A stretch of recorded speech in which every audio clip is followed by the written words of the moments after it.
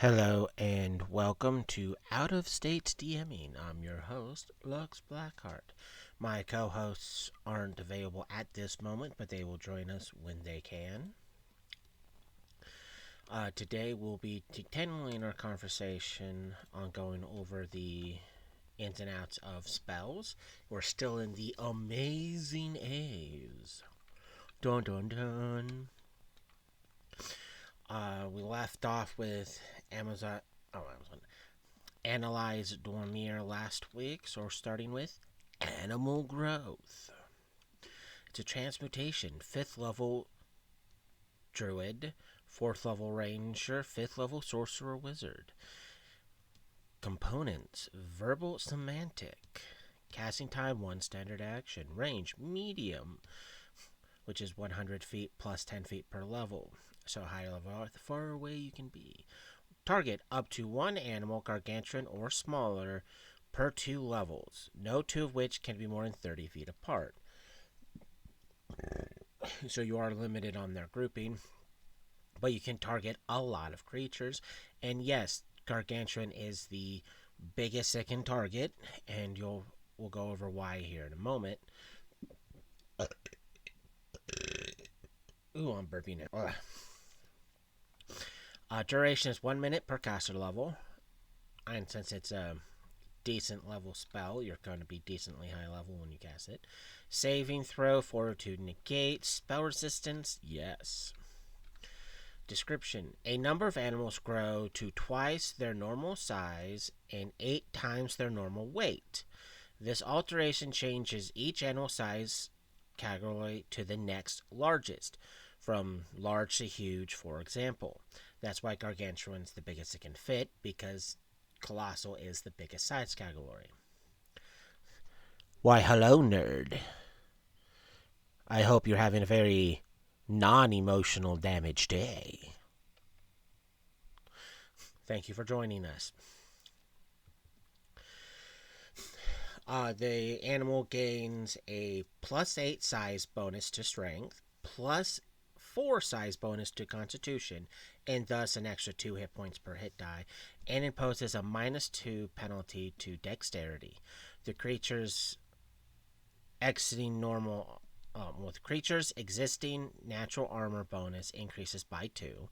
The side change also affects the animal's modifier to AC and attack rolls and its base damage, as described on table 2-2 in the monsters in the Dungeon Master's Guide.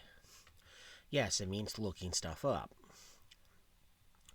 The animal's space and reach changes as indicated on Table 8-4, Creature Size and Scale, page 149, but its speed does not change. The spell also grants each subject damage resistance 10/magic, meaning magical blows bypass it, and a +4 resistance on saving throws, which means the creature not only gets bigger, stronger, and tougher, but it's a lot tankier because the DR10 means a lot of damage it's just ignoring, and the bonus on saving throws is on top of anything it gets.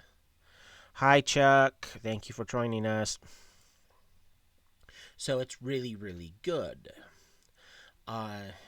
If insufficient room is available for the designated group, the creature attains the maximum possible size and may make a strength check using its increased check to burst any enclosures in the process. If it fails, it is constricted without harm by the materials enclosing it. The spell cannot be used to crush a creature by increasing its size. Which pretty much means if it's in a cage, it doesn't fit its the new form. Its new size, it doesn't automatically die or gets crushed. It just gets as big as it can and is stuck. That is important because there is people who will try to use this spell to kill monsters, forgetting that A, it only works on animals, and B, the spell stops it from causing any actual harm. It also doesn't help the fact that it gives it a DR, and saves first bonus. It saves first things. So the spell's doing multiple things to keep it alive. All equipment worn or carried by an animal is similarly enlarged by the spell, though this change has no effect on the magical properties of any such equipment. Any enlarged items that leaves the enlarged creature's possession instantly returns to its normal size. So you cannot put a bunch of weapons on your horse, animal growth the horse, and suddenly you have large sized weapons because you want to have a bigger damage boost.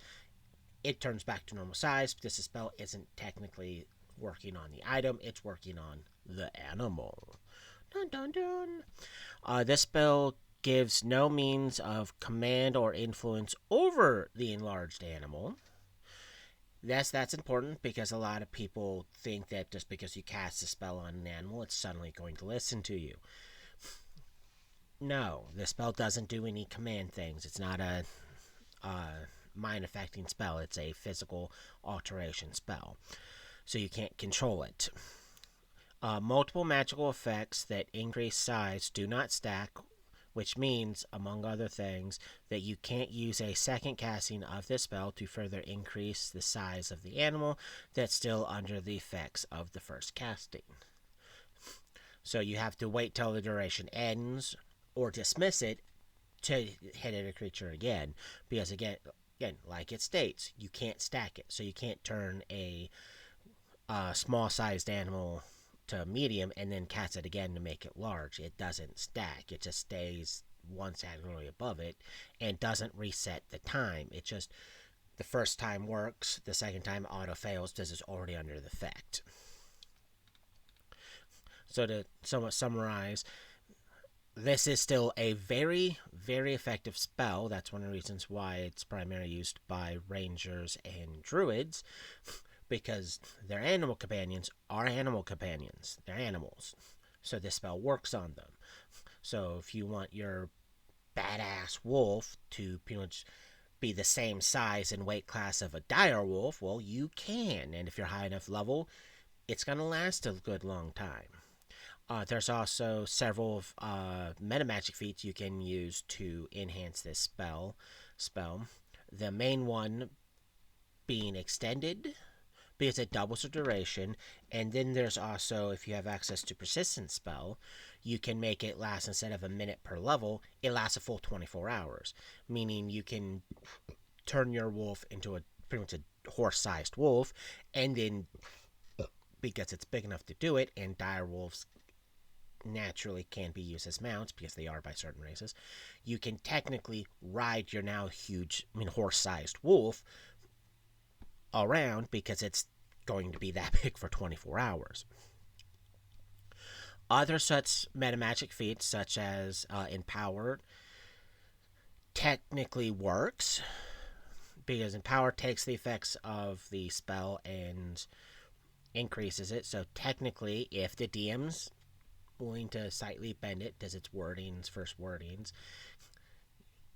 the DM could let it be used to increase certain things, like the bonus to strength, the bonus to constitution.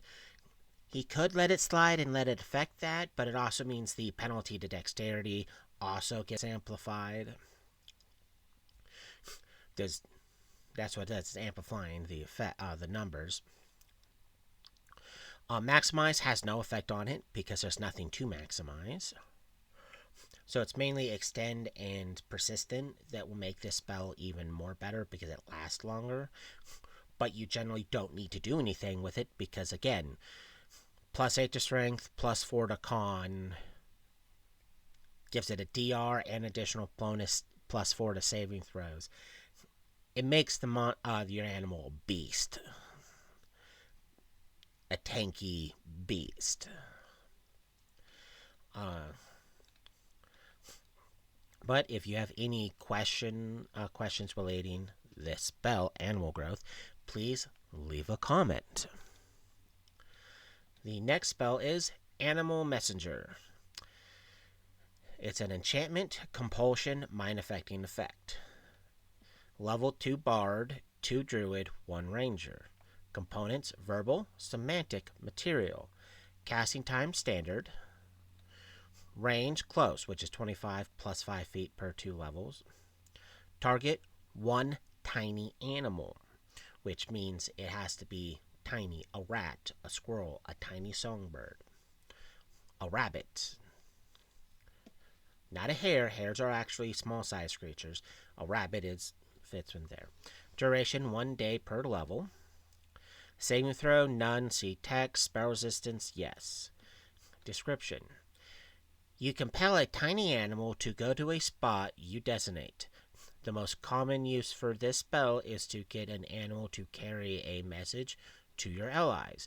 The animal cannot be one tamed or trained by someone else, including such creatures as familiars and animal companions. Using some type of food desirable to the animal as a lure, you can call the animal to you. It advances and awaits your bidding. You can mentally impress mentally impress on the animal a certain place well known to you or an obvious landmark such as a peak of a distant mountain. The directions must be simple because the animal depends on your knowledge and can't be a destination on its own.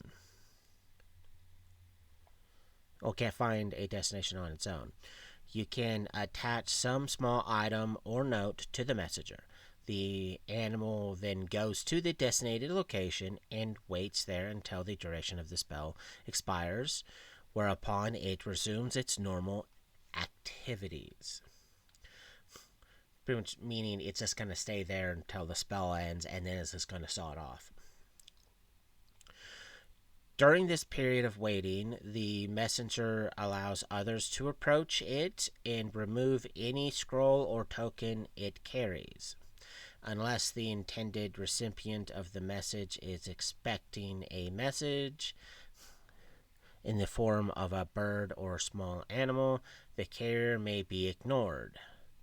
The intended recipient gains no special ability to communicate with the animal or read any attached messages, if it's written in a language he or she does not know, for example.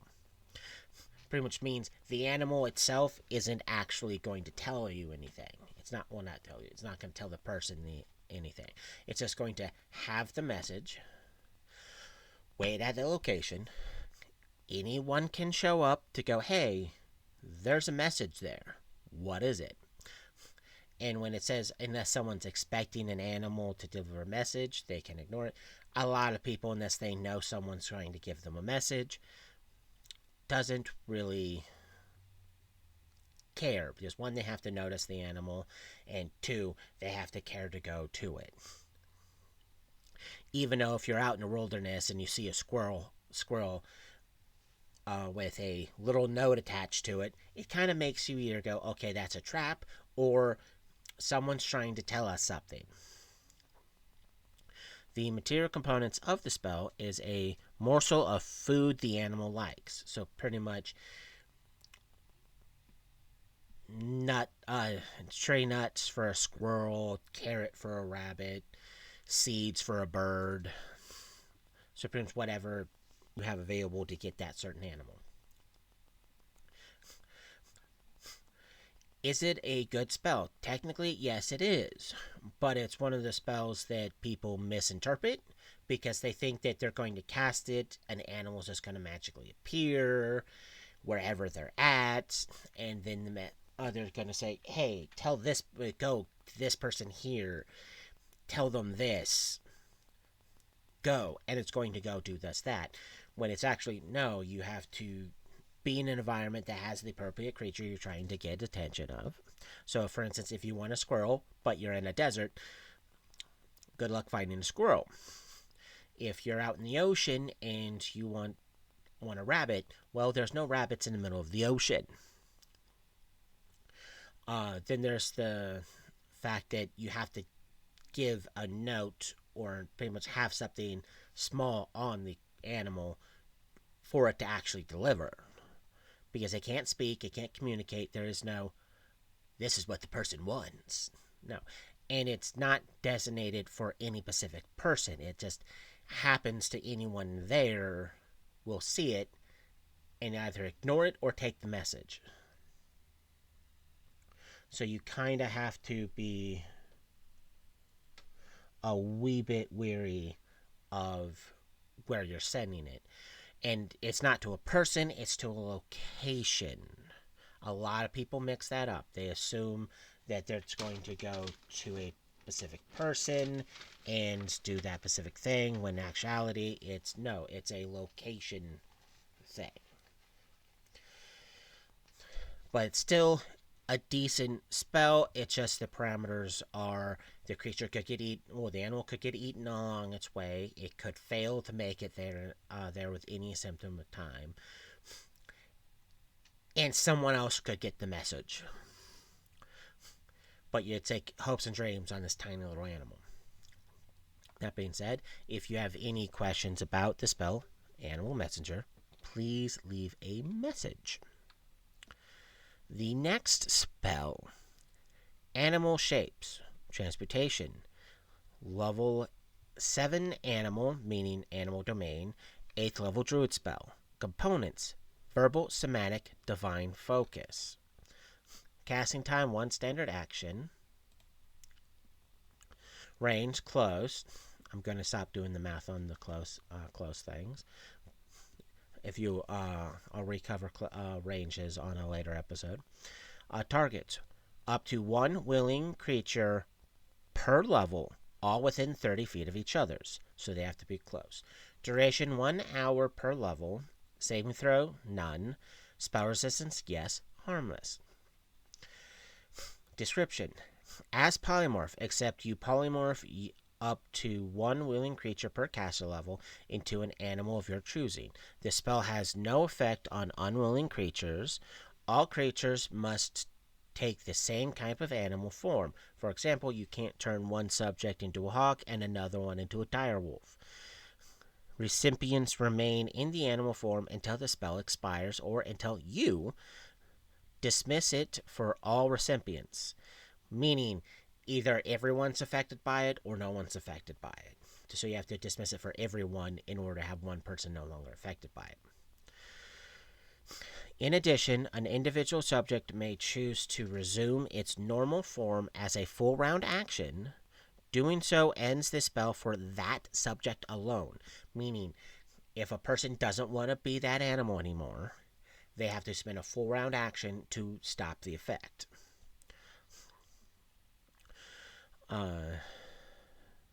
The maximum hit die of an assumed animal is equal to the subject's hit die or caster level, whichever is lower, to a maximum of 20 at level 20. This spell is actually really, really good, because if you know anything about the druid's ability to wild shape, you know that they can take the physical traits of an animal. That lets them run faster, can make them fly, can make them swim. It could make them better at climbing, better at hiding, better at brutally massacring the enemies. And this is a high-level spell because it is technically an 8th level spell, or if you're a cleric with the animal domain, 7th. But it means if you're high enough level, you can turn everyone into elephants. Which means they're big, strong, and tough, just like an elephant. Or if you're trying to hide in a swamp, you can turn everyone into frogs. And hopefully nothing eats you. If you're out in the forest and you want to travel through the forest better, you can go, hey, I know what a chimpanzee is. Boom, everyone, the entire party is now a small group of chimpanzees.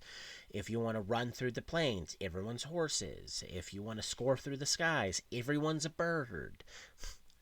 And because it lasts hours per caster level and it's a high level spell, it's going to last.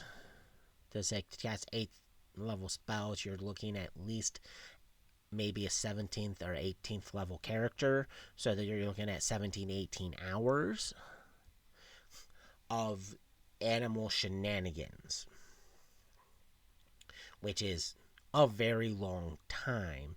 And it stops at maximum of 20 hit dice, which is at level 20. So if you're level 20, it's 20 hours. If you're using a greater rod of extend, you can double it.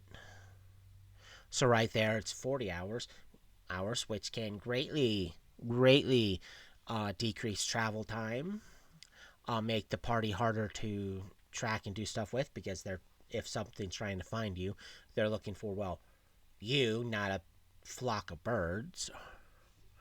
And it also means that you can technically rest in that form because it's lasting literally a very long time. So it is a very good spell, especially for getting party around certain environmental loopholes. If you have any questions about animal shapes, please leave a comment. The next spell is Animal Trance. It's an enhancement, compulsion, mind affecting sonic spell. Level 2 bard, 2 druid. Components: verbal, semantic. Casting time: 1 standard action. Range close. Targets: animals or magical beasts with intelligence of 1 or 2. So it pretty much has to be normal animals and not so intelligent magical beasts. Duration: concentration, which means you have to every turn be concentrating on it. Saving throw: will negates. Gotta take some medicine real quick.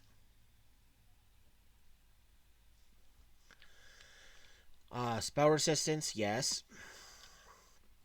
Description: you sway motions and music, or saying or chanting. Compels animals and magical beasts to do nothing but watch you. Only a creature with an intelligence score of 1 or 2 can be fascinated by this spell. Roll a 2d6 to determine the total number of hit die worth of creatures that you can fascinate. Meaning, it's somewhere between 2 to 12 hit dice. Not number of creatures, hit dice. So some creatures are 1 hit die creatures, which means you can affect 1 to 12 of those particular ones. Then there's other ones that are like, hey, this is 5 hit die magical beasts. You can affect, at best, 2 of them. Meaning the third one is going to be there to try to stop you from messing with its friends, because it's not going to be affected because it's 2 of high hit dice. Yeah.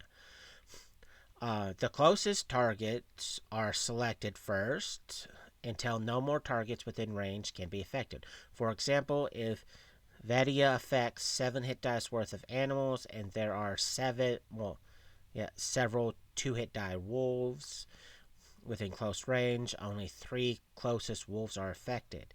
A magical beast, a dire animal, or an animal trained to attack or guard are allowed a saving throw.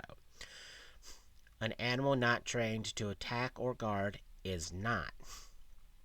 What that means is trained attack dogs, war dogs, they're going to go, well, we're trained because we're guard dogs, we're attack dogs, we're war dogs. We're trained to guard and or attack, so they get a saving throw.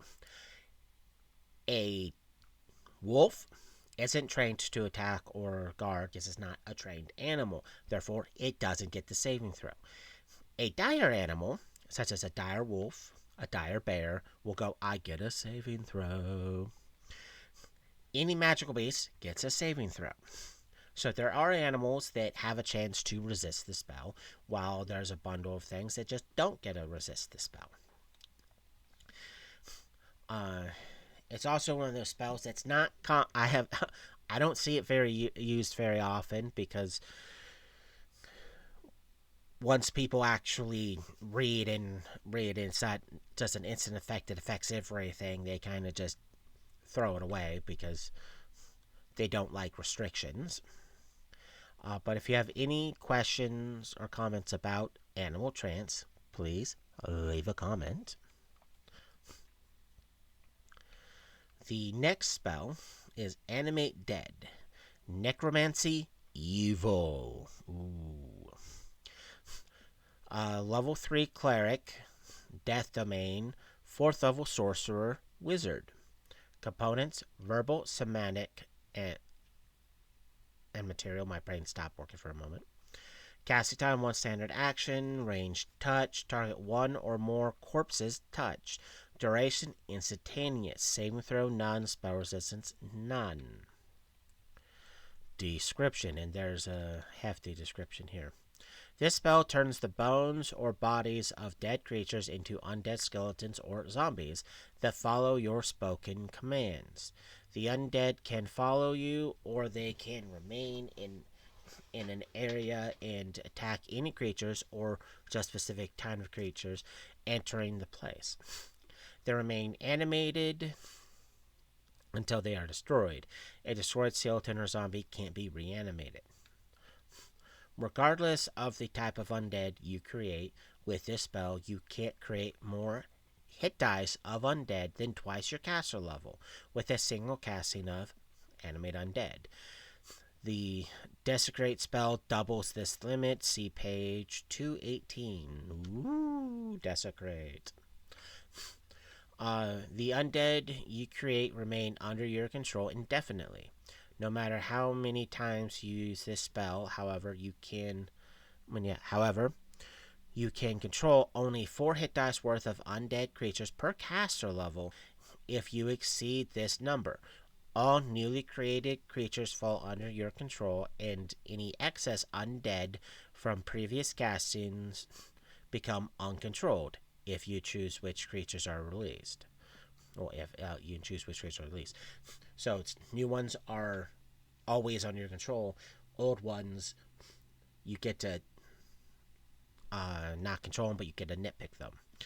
If you are a cleric, any undead you might command by virtues of your powers to command or rebuke undead do not count towards this limit. What that means is evil clerics who have they don't get turn undead. They get to actually use their rebuking to command undead, and that does not count towards the casting of the spell. So an evil cleric can cast that spell and use that to control undead, so he has even more undead to control. So necromancers of the clergy more or less get to have more undead than a wizard or a sorcerer would. Skeletons. As a skeleton can be created only from mostly intact corpses or skeletons, the corpse must have bones. So creating a skeleton from a purple worm, for example, is not possible. If a skeleton is made from a corpse, the flesh falls off the bones. The stats for the skeleton depends on the size. They do not depend on the abilities of the creature may have while it was alive. The Monster Manual has game statistics for skeletons. Zombies. A zombie can be created only from a mostly intact corpse. The corpse must be that of a creature with a true autonomy, so a dead gelatinous cube, for example, cannot be animated as a zombie. The statistics for a zombie depend on its size, not the abilities of the creature may have had while alive. The Monster's Manual has game statistics for zombies. Material components. You must place a black onyx gem worth at least 25 gold pieces per hit dice of the undead into the mouth or eye socket of the corpse you intend to animate. This magic of the spell turns those gems into worthless, burnt out shells. So if you're trying to create powerful skeletons and zombies, it's going to cost you a lot more money. Possible ban evader.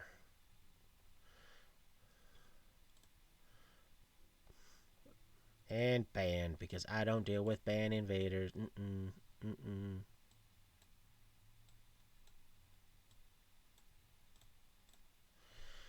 Get out of here with that nonsense. No, but you can use it to create a lot of pretty much minions for yourself. It is considered an evil spell, which means casting it does make you evil. It's not a good spell. It doesn't matter if you're a good guy using undead to do it. It's an evil spell. Evil people do evil spells. There's really no getting around that unless your DM's being really, really nice. It doesn't necessarily have an actual limit to how many undead you can affect on one casting, other than how much you can actually control. But you have to be able to touch them, and they have to be actual intact corpses with some sort of anatomy, depending on if you're making a skeleton or a zombie.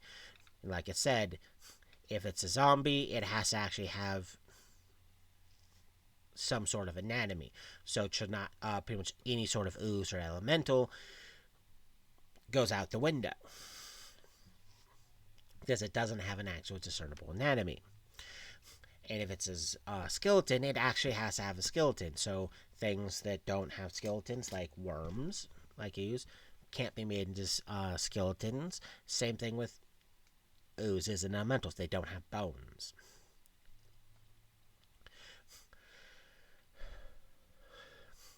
But the big thing is the amount of money you're spending on that black onyx completely depends on how much hit dice that specific type of undead are going to have. Most skeletons and zombies are normally one hit die creatures.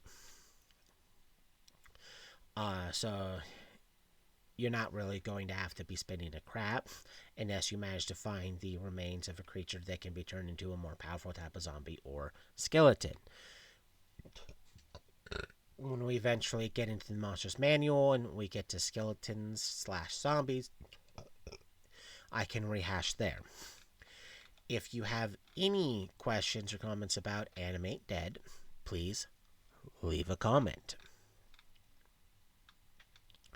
The next spell is Animate Objects, Transmutation. 6th level Bard, 6th level Chaos Domain, 6th level Cleric. Components: Verbal, Semantic. Casting time 1 standard action. Range medium. Target 1 small object per caster level. See text. Duration 1 round per level. Saving throw none. Spell resistance none. Description: you imbue animate objects with mobility and a semblance of life. Each such animated object then immediately attacks whomever or whatever you initially designate.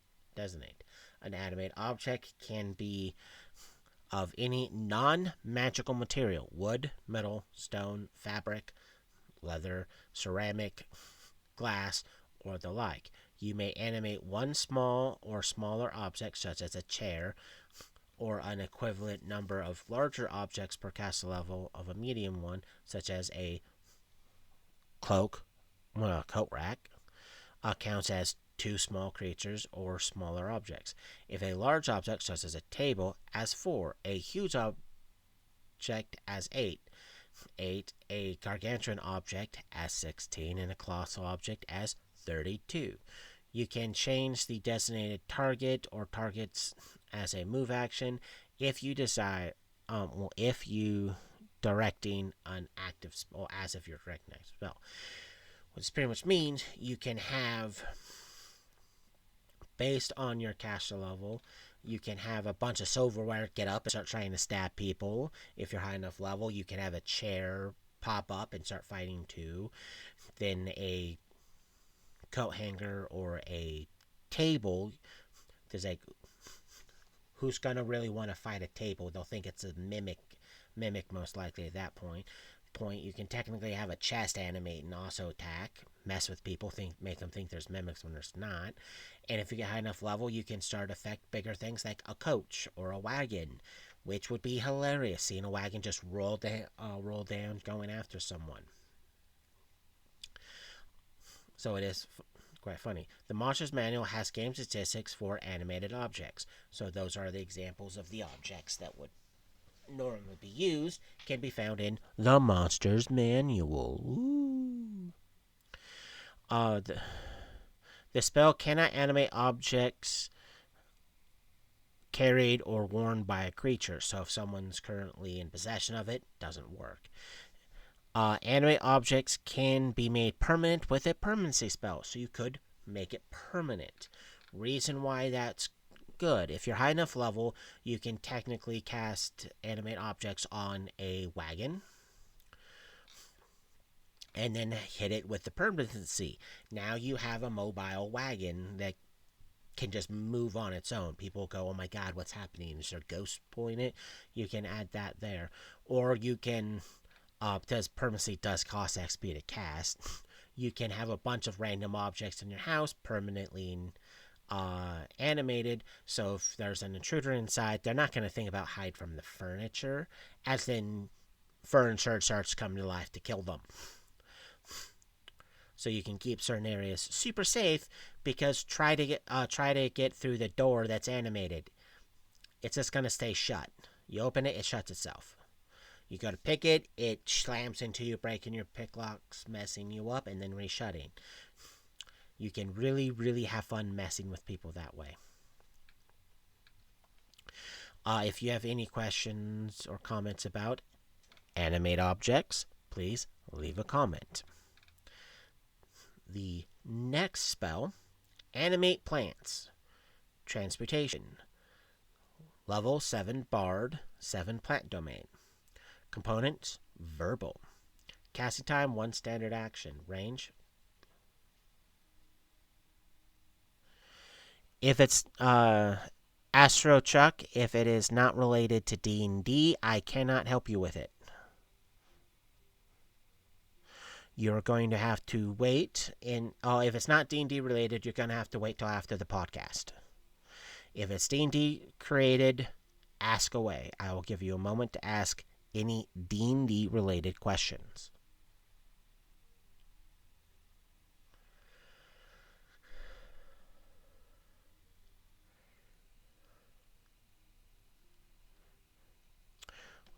Well, I'm going to continue. Give yourself time to think about the D&D related question. Just remember, this is D&D time.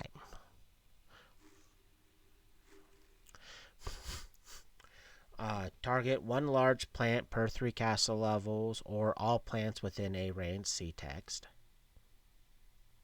How can I roll? What do you mean, how can I roll you? That's a giant question mark. And that's not D&D related. Stop being weird. Duration. Back to the spell. Duration 1 round per level or 1 hour per level. See text. Chuck, that's not having to do with D&D.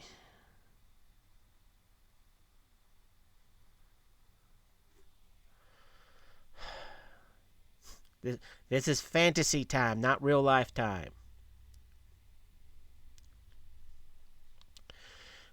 Saving throw, none. Spell resistance, no. Description. You imbue inanimate plants with mobility and a semblance of life. Each animated plant then immediately...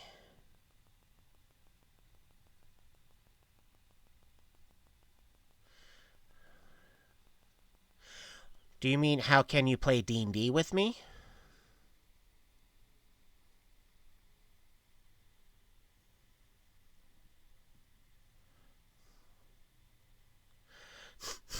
Because if you're looking to play D&D,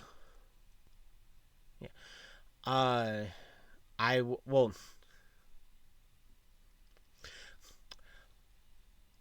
I will send you a link to help get you started. Started when I'm done with the podcast, because I do run a D&D community where I'm trying to get people to actually do more D&D related shenanigans.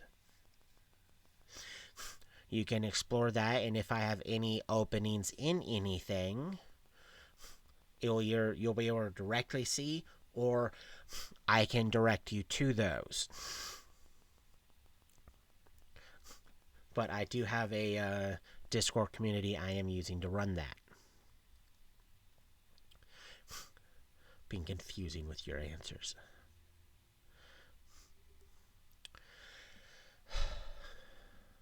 Back to the spell. Each animated plant then immediately attacks whoever or whatever you initially designate as though it were an animated object of the appropriate size category. You may animate one large or small plant, such as a tree, or an equivalent number of large plants per 3 caster levels. A huge plant counts as 2 large or smaller plants. A gargantuan plant counts as 4, and a colossal plant counts as 8. You can change the designated targets or targets as a move action, as if directing an active spell. Use statistics for animated objects found in the monster's manual, except that plants smaller than large don't have hardness unless the GM rules otherwise for a given case. So what that pretty much means, the same statistics you would give animated objects is also to plants. So you can have an army of plants messing people up for you. Still short-lived, but still pretty good. Animated plants cannot affect plant creatures such as treants, nor does it affect non-living vegetation materials such as a cotton tunic or a hempen rope. Pretty much means it has to be an actual living plant that's not a plant creature. Entangled. Alternately, you may imbue all plants within the range with a degree of mobility, which allows them to entwine around creatures in the area. This usage of the spell duplicates the effect of an entangle spell. The spell resistance does not keep creatures from being entangled. This effect lasts for 1 hour per caster level. So if you want a longer-lived entangled, animate plants. It has the same effective range, which is like a 40-foot radius, but the difference is it lasts hours and hours. But if you want to have a small army of plants fighting for you, it lasts 1 round per caster level, so you can still have plants come to life and beat the crap out of people. So if there's anything in media you see where plants just spring alive and start attacking people, animate plants. It's a perfect example of that. If you have any questions about animate plants, please leave a comment. The next spell is Animate Rope. Transportation, level 1 Bard, level 1 Sorcerer Wizard. Components, Verbal Semantic. Casting time, 1 standard action. Range, medium. Targets, 1 rope-like object, length up to 50 feet, plus 5 feet per level. Duration, 1 round per level. Saving throw, none. Spell resistance, none. Description. You can animate a non-living rope-like object such as string, yarn, cord, line, rope, or even a cable. The maximum length assumes a rope with a 1-inch diameter, reduces the maximum length by 50% for every additional inch. So pretty much, if it's too thick, you're not going to be able to affect that much of it, but if it's an inch or less in diameter, like most ropes are, a lot of standard ropes for D&D are, then you don't have to worry about it.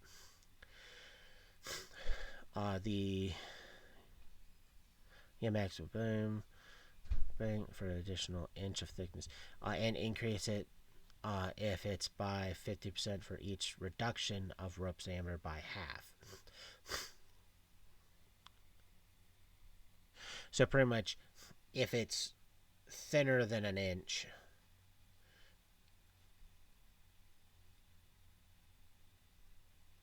so if it's like half an inch, you increase the length you can affect by 50%, and for every half after that, you can technically have it be longer and longer and longer and longer. The possible commands are coil, form a neat coiled stack, coil and knot, loops, pretty much it. Coil and knot, loop, loop and knot, tie and knot, and the opposites of the above, uncoil, and so forth. You can give one command each round as a move action, as if directing an active spell. The rope can enwrap only a creature or an object with 1 foot of it. It does not snake upward, so you must be thrown near an indicated target. Doing so requires a successful ranged touch attack spell, range 10 feet. A typical 1-inch diameter hemp rope has 2 hit points, AC 10, and requires a DC 23 strength check to burst it. The rope does not deal damage, but it can be used to trip line or to cause a single opponent to fail a reflex saving throw to become entangled. A creature capable of spellcasting that is bound by the spell must make a DC 15 concentration check to cast a spell. An entangled creature can slip free with a DC 20 escape artist check. The rope itself and any knots tied it are not magical. The spell grants a +2 on any used rope checks you make while using the transportation rope. The spell cannot animate objects carried or worn by a creature, so you have to throw the rope down, cast it to have it wind, unwind, and do all its shenanigans. It does not make the rope slither up thing, so you can't use it to climb up, to have it rope up its own cliff. You have to throw it up there, command it to loop and knot itself around something so you can get that anchor in. And I said it only does about a foot of it when it comes to trying to entwine a creature, which foot's not a lot, but it's still that's the amount it wraps around something. So you could potentially still use it to bind someone's arms, wrap it around their legs so you're holding on the end so they can't get away or something like that. So there is plenty of uses for this spell. Primarily used to help anchor ends and make sure it's actually secured. So it's still a pretty decent spell, given the fact that it's not widely used because players rather find other ways to get around something other than quick, easy magical cheats. If you have any questions about animate rope, please leave a message. The next spell is a doozy. Anti-life shell. Abjuration. Level 6 Animal Domain, Level 6 Cleric, Level 6 Druid. Components: Verbal, Semantic, Divine Focus. Casting time: 1 round. Range: 10 feet. Area: 10-foot radius. Emanation centered on you. So it's centered on your radius out. Duration: 10 minutes per level. Saving throw: none. Spell resistance: yes. Description: you bring into being a mobile hemisphere energy field that prevents the entrance of most types of living creatures. The effect hedges out animals, aberrations, dragons, fae, giant humanoids, magical beasts, monstrous humanoids, oozes, plants, and vermin, but not constructs, elementals, outsiders, or undead. See the Monsters Manual for more about creature types. This spell may be used only defensively, not aggressively, forcing forcing an adjacent forcing an adjacent barrier against creatures that the spell keeps at bay collapses the barrier. See Abjurations page 172.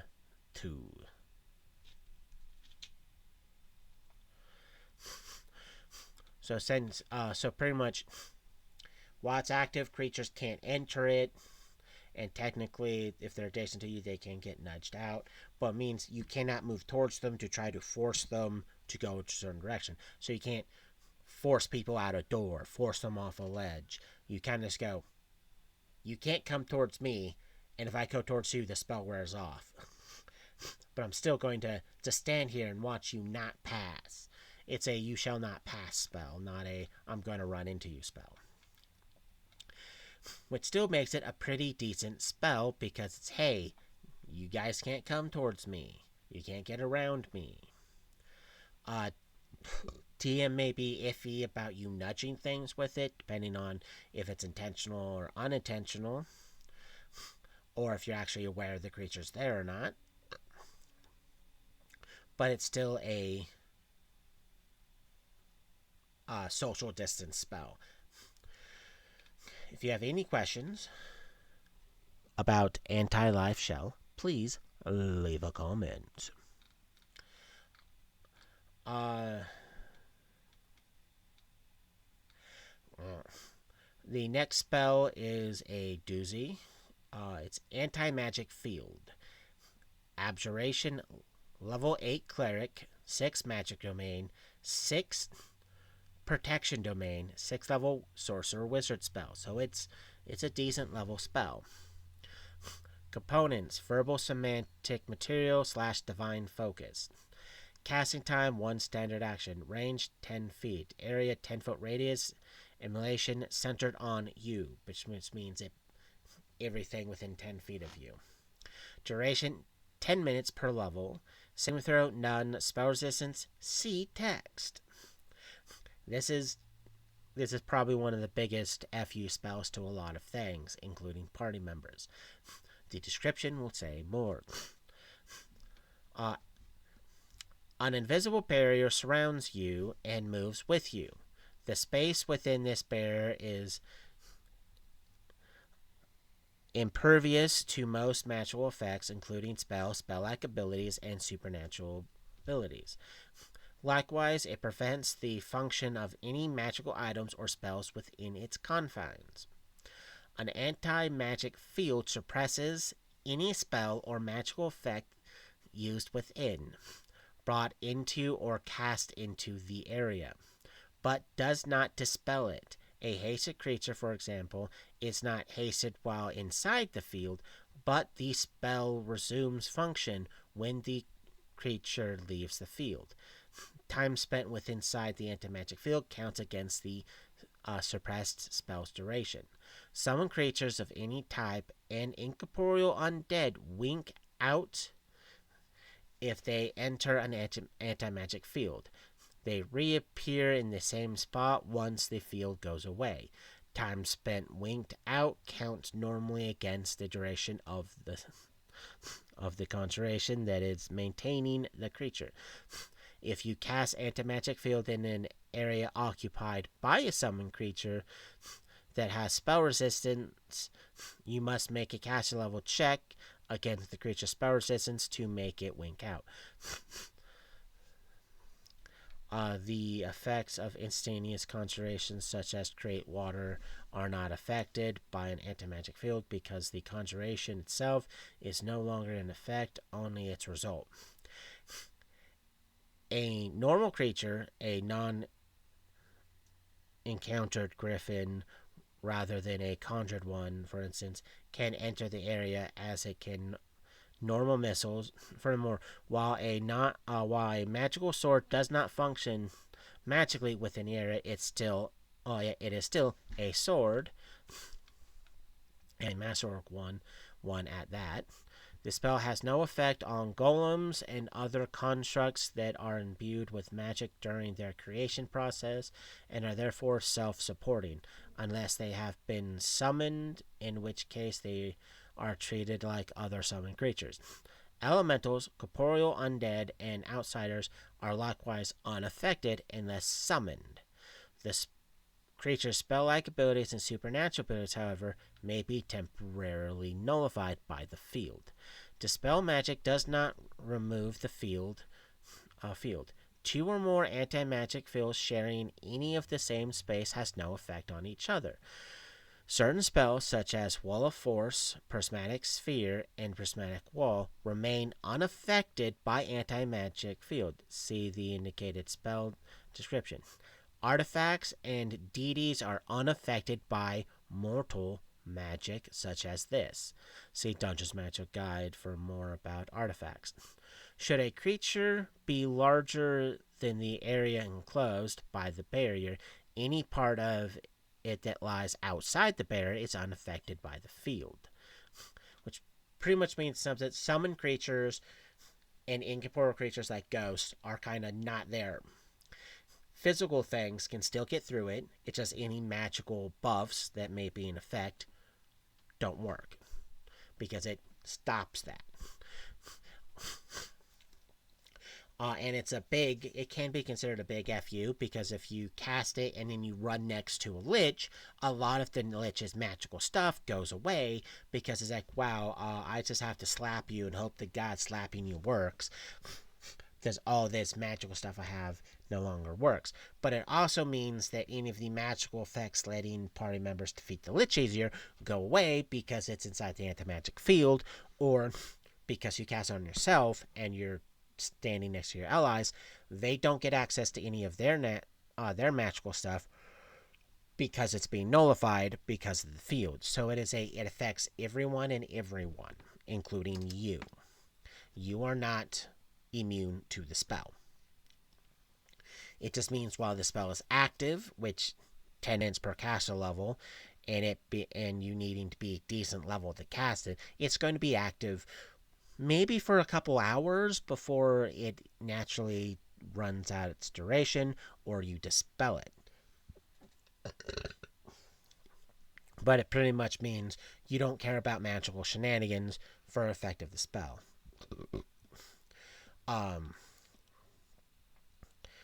So it is still a very, very effective spell. It just saves you from magical shenanigans, not non-magical shenanigans. For example, a Tarask that decides to step on you, you're still going to get stepped on by a Tarask. The spell does not stop the Tarask from stepping on you. It only stops the wizard from casting Fireball on you. So you're saved from that stupidity, but not a Tarask stepping on you. A Dragon's Breath weapon still works because it does not fall under the prelude of something that anti-magic field stops.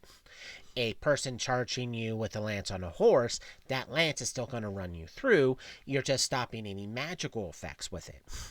So you're only, like I said, it only saves you and protects you from magic. That's it. Arcane material, components, a pinch of powdered iron or iron fillings. So this is still a very effective spell, still a very powerful spell, still worth having. You just have to remember, same Team Farva, and use it wisely because there's plenty of creatures out there that don't care about that field because you're not actually stopping them from doing anything. If you have any questions about anti-magic field, please leave a comment. That is going to be it for the spells for today because we are running out of time. I would like to thank you for those who came in and messaged in the chat. Thank you. For those who watch this, please remember to like and subscribe, and thank you for watching.